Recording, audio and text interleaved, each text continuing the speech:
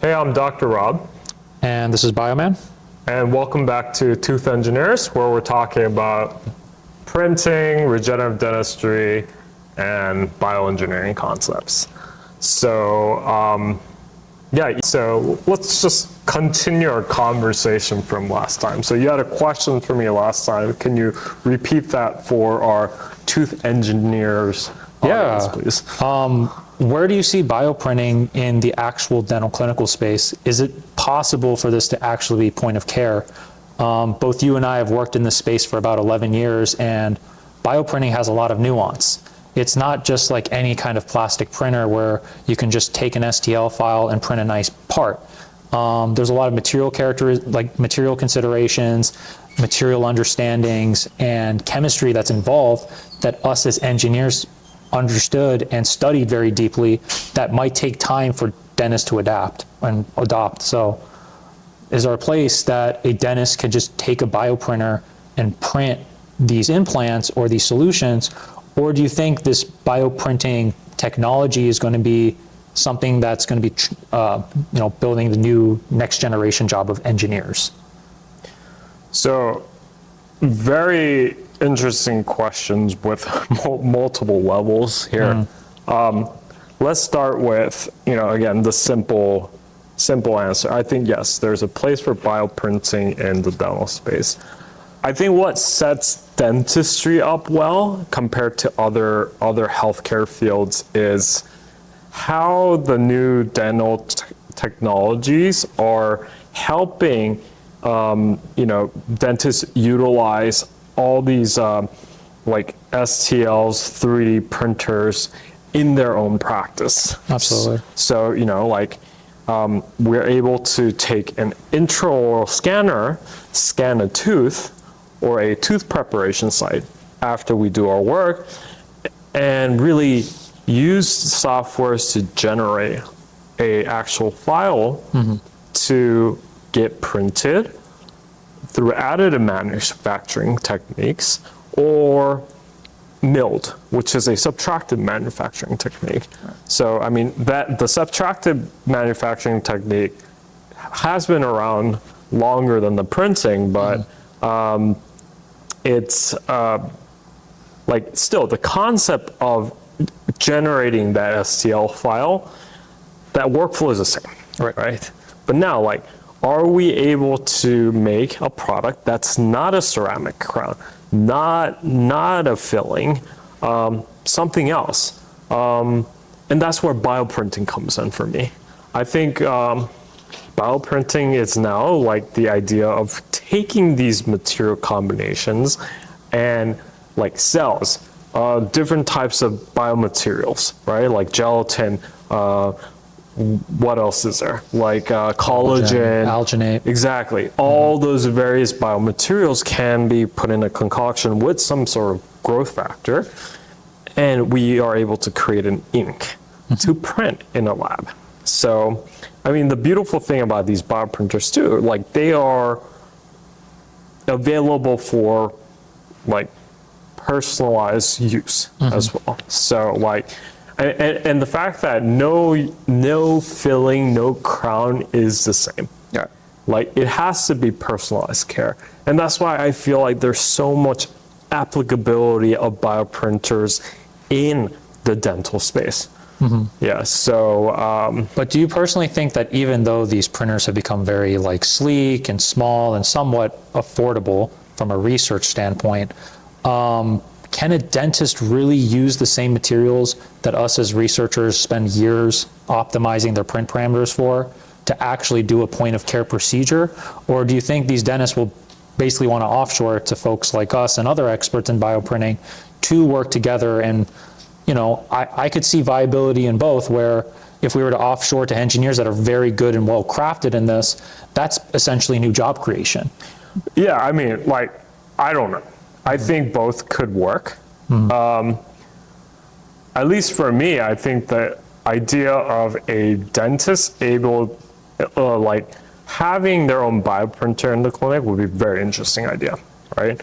Is it feasible, practical, for the stuff you're mentioning? I mean, maybe not. Maybe we'll need technicians or special types of technicians to come out to these labs to do it, or have a special facility to like generate these bioprinted constructs. But I mean, it would help.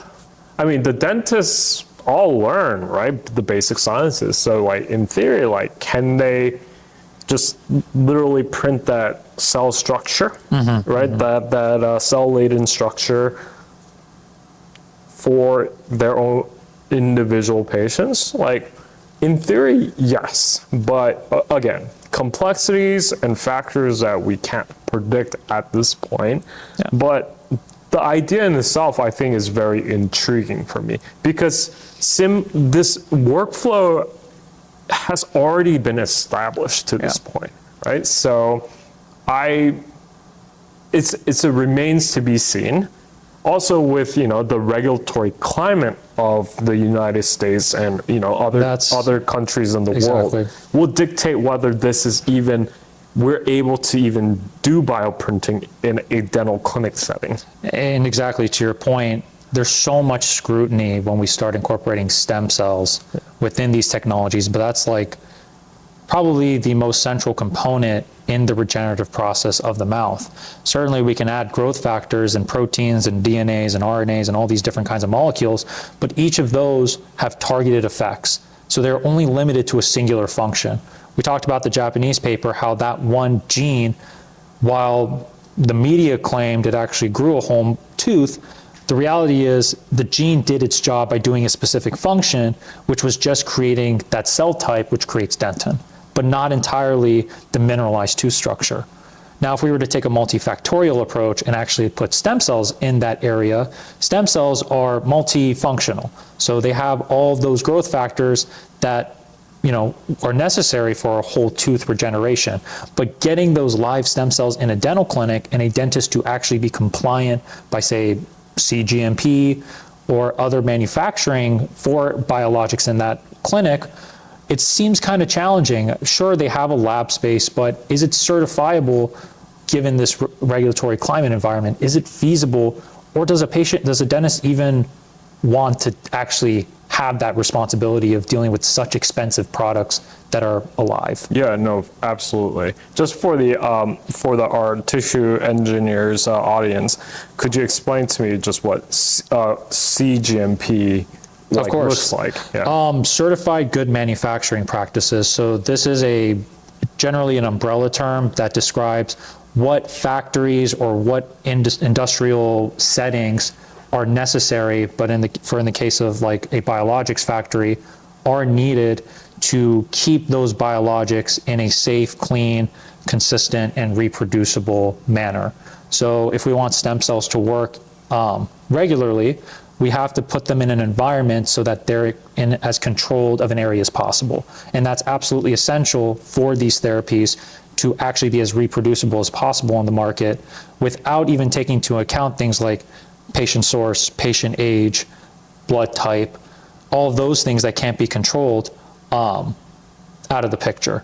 So even if we were to have the best practices by, say, CGMP, there's so many confounding variables that make these stem cell therapies difficult to make reproducible. So having a dentist be able to replicate such an environment, even without taking out all those basically essential variables, I think that's sort of up for debate, but we're a long way from there, is kind of the take home here. Yeah. And so, since we're on this topic, let's just take a step back, right? So when we're talking about regulatory affairs, right? So, there's the academic side where research is, an idea is proposed and hypothesized, and experiments are done to really see if this idea or these special concoctions work. But now, for it to actually go into a patient, that's where the regulatory side comes in. And in the United States, that's through the FDA, Food and Drug Administration. Now, Bioman, you've worked in the FDA. So how is the FDA structured? And so if we're to realize a regenerative dental product like what does that somewhat entail? Well, I can sort of speak from the umbrella divisions that exist at the FDA. There's really three major divisions that the FDA oversees. One for radiological health and devices, CEDAR-H, so radiological health, one for devices, and one for biologics. And each of these three agencies reviews different types of medical products. So the products that we're specifically referring to might have to be regulated by multiple agencies, because regenerative products like these are not only considered devices in their eyes, but also a biologic, which those two divisions have very different philosophies for how to get products to market. And if you have overlap with your products, that's just sort of multiplying the regulatory scrutiny that's necessary to pass in order to take something out there. So the space that we're in, while exciting, it's important to pass these hurdles, because these things are what allow them to be as effective as possible for the general masses, not just for very isolated cases of, preclinical and clinical trials. So how does that timeline look like?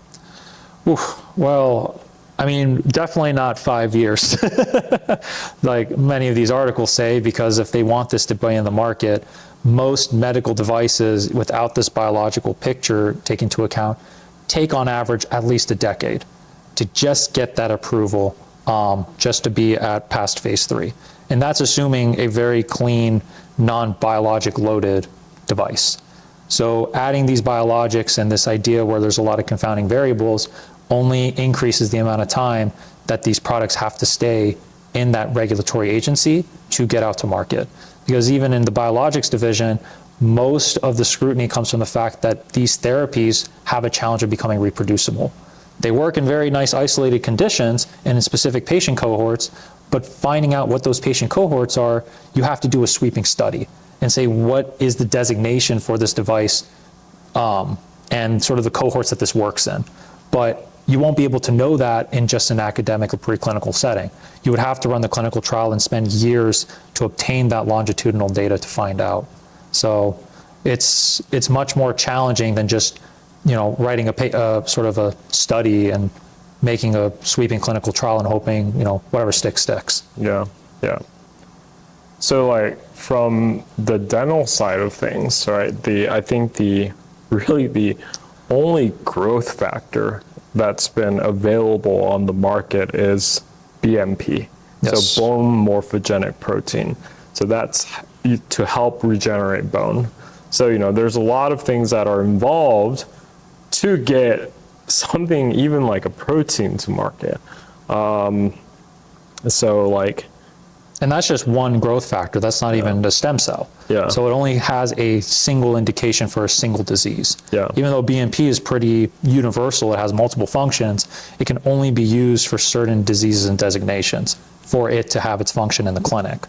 And even then, the scrutiny about BMP and BMP2 with spinal fusion collagen gels and how they get a lot of ectopic bone formation, which can cause severe cases of injury in the patient post-op. So still a lot to figure out, even for stuff in the market, for how they work and how to control the incidences of these side effects. Yeah. It's a lot of work, but at the end of the day, I think decades have been spent on this field, and I think there's really interesting data to parse through, and a lot of interesting work to parse through. And one of the visions, I guess, of our channel, Tooth Engineers, is really to help our field understand these topics and get to a point where we can get really support the right regenerative dentistry innovations occurring in our field.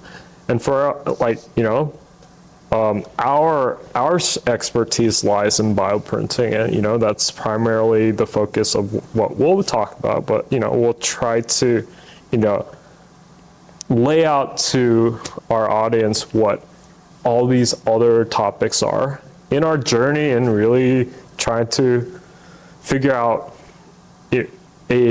and get to that frontier, that next frontier of dentistry, and to really like regenerate dental structures for everyone in the world, right? So, but you know, I think that might be it for today. I think we've thrown a little bit too much at our audience, but Absolutely. yeah, but you know, no, more to come. I think there's so much to talk about, so much yeah. to like really delve into. But yeah, I mean, if there's anything else you want us to really dig into, talk about, just, you know, please like, comment, and subscribe, and, you know, we'll get into it more. But, you know, thanks for watching, and until next time. Take care.